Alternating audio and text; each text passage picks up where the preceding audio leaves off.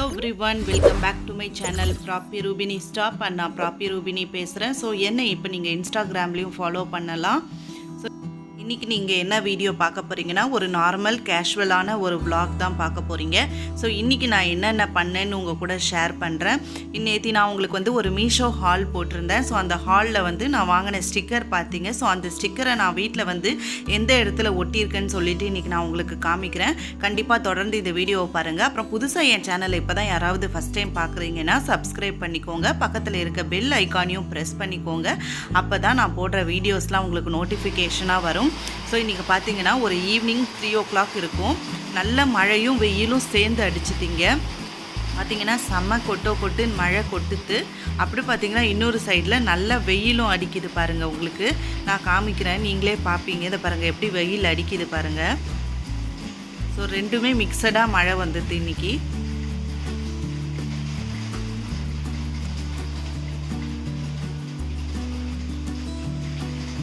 இது மாதிரிலாம் மழை பெஞ்சிதுன்னா காக்காக்கும் குருவிக்கும் கல்யாணம்னு சொல்லுவாங்க. அப்போ நாங்கள் சின்ன பிள்ளையாக இருக்கும் போதெல்லாம். நீங்கள் இது மாதிரி கேள்விப்பட்டிருந்தீங்கன்னா கமெண்ட் பண்ணுங்கள். ஸோ மழை மட்டுமே பெஞ்சிதுன்னா நம்மளுக்கு குளிர் அடிக்கும். வெயிலும் மழையும் கலந்து பெய்கிறதுனால ஒரு மாதிரி ரொம்ப நல்லா ப்ளசண்ட்டாக இருந்தது கிளைமேட்டு.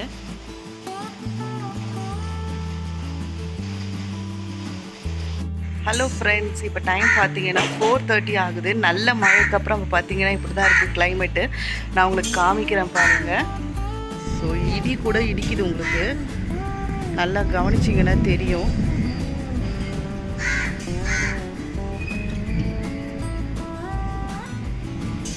½ an hourக்கு மேலே பார்த்தீங்கன்னா செம மழை விடாத ஒரு மணி நேரம் 3/4 மணி நேரம் நல்லா பெஞ்சிருக்கும் மழை. வெயிலும் இன்றைக்கி கூட சேர்ந்து அடிச்சுட்டே இருந்துச்சு.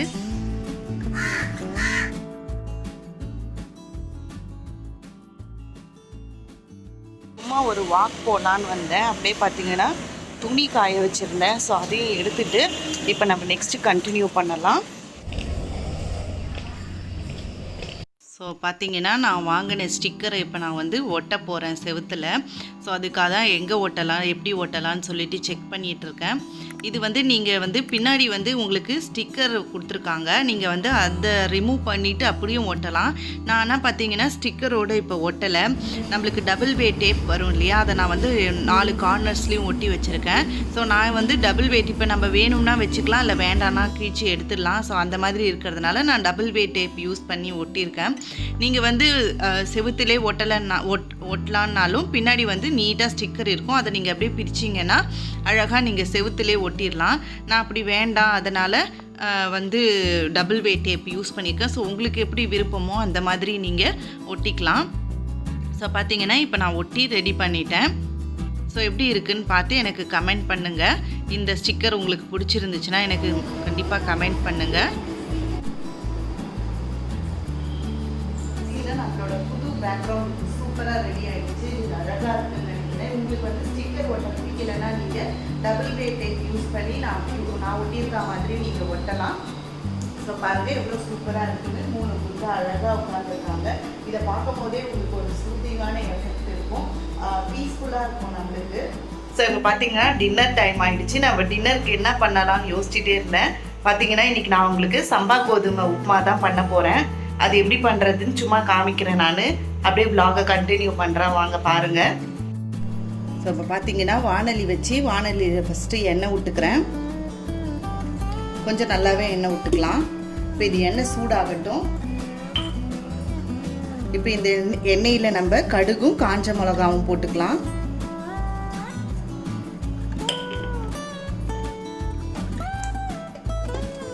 நான் வந்து பச்சை மிளகாவும் போட போகிறேன். ஸோ அதனால் ஒரே ஒரு காஞ்ச மிளகா மட்டும் சேர்த்துக்கிறேன், குண்டு மிளகா. இந்த உப்புமா பார்த்திங்கன்னா ரொம்ப சிம்பிளானது, நம்ம ஈஸியாக பண்ணிடலாம். ஸோ இதுக்கு பார்த்திங்கன்னா நான் வெங்காயம், தக்காளி, அப்புறம் பச்சை மிளகாவும் நறுக்கி வச்சுருக்கேன். இப்போ இது வெடிஞ்சதும் நம்ம வந்து உளுத்தம்பருப்பு கடலைப்பருப்பு சேர்த்துட்டு இதை போட்டு வதக்கி எடுக்கலாம். இப்போ கடுகு நல்லா பொரிய ஆரம்பிச்சிருச்சு.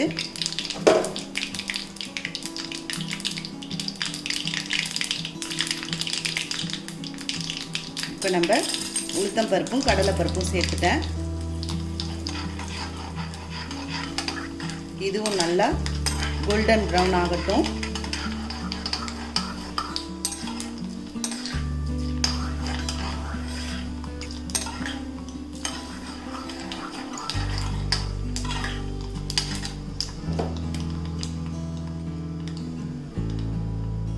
இப்போ நான் பச்சை மிளகாய் சேர்த்துக்கிறேன், வெங்காயம் சேர்த்துக்கிறேன்,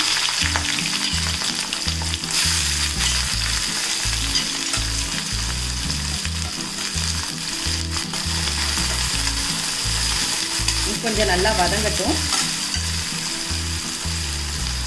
நீங்கள் காயெல்லாம் வச்சுருந்தா கூட இதில் சேர்க்கலாம். கேரட், பீன்ஸ், உருளைக்கிழங்கு இதெல்லாம் போட்டாலுமே இந்த சம்பா கோதுமை உப்புமா வந்து நல்லா கிச்சடி மாதிரி சூப்பராக இருக்கும். நம்மளுக்கு நம்ம ஈஸியாக பண்ணணும் அப்படின்னா நீங்கள் வெறும் வெங்காயம் தக்காளி போட்டு கூட இதை பண்ணலாம்.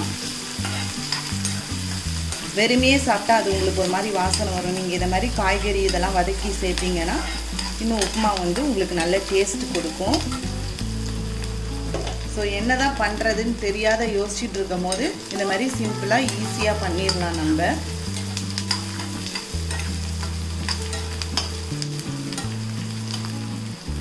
பார்த்தீங்கன்னா வெங்காயம் கொஞ்சம் வதங்கிடுச்சு. நான் தக்காளி ஆட் பண்ணிக்கிறேன்.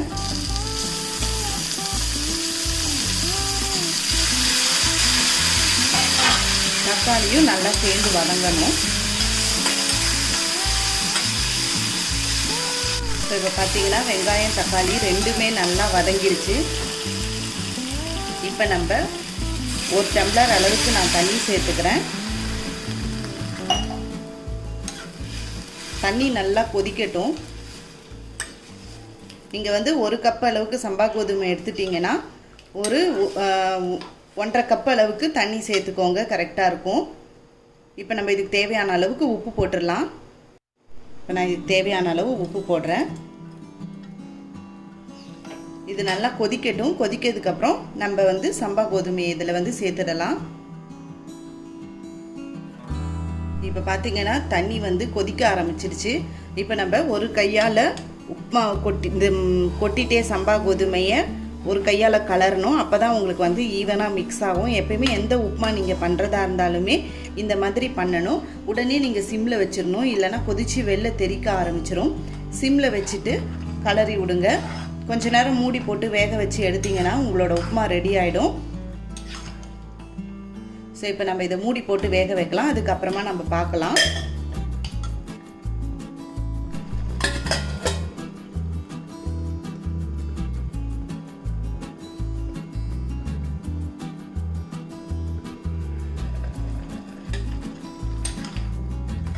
எடுத்து இன்னொரு தடவை கலரி விட்டு திருப்பி மூடி வைங்க.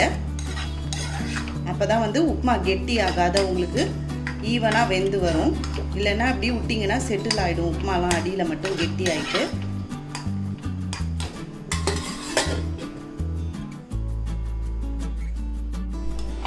ஸோ பார்த்தீங்கன்னா நம்மளோட உப்புமா இப்போ உதிராக சூப்பராக ரெடி ஆகிடுச்சு பாருங்கள்.